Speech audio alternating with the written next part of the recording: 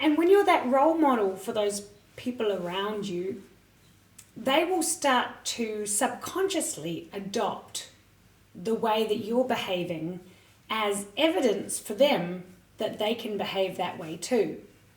I'm sure you're familiar with the old saying, do as I say and not as I do, because it wasn't common back in the day for the parents to have to be the role model. They expected that the children listen to them and take on their advice.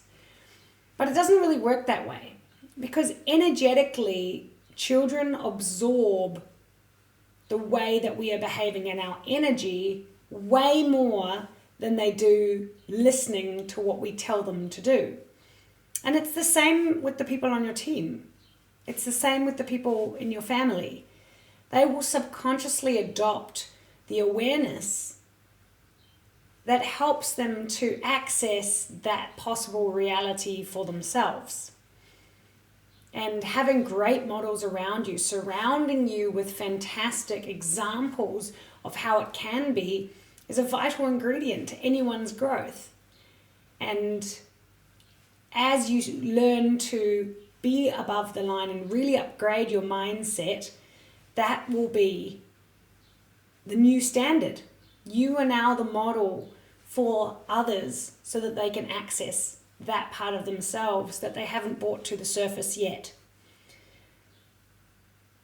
When you are exercising above the line thinking and you are in a workspace environment and you're aware that you're trying to help them to also access it within themselves, it's really great if you articulate why it is that you are behaving like you're behaving. So saying, for example, I could blame the traffic, but instead I'm just going to take ownership because I know I could have left the house earlier.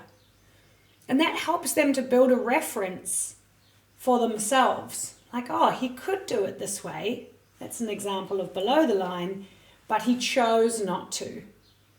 And so that's a really good, resourceful way for you to just slowly introduce to your team that above the line thinking as you've been through the process yourselves, and you know how much reference we have for the negative, but not necessarily for the positive. So you can help with that by demonstrating and sharing what it is that below the line thinking and how to choose an alternative. So I trust that you've enjoyed this video and that the above the line and below the line model is something that will forever be part of you. And you can teach it to your teams, teach it to your children, teach it to your family members.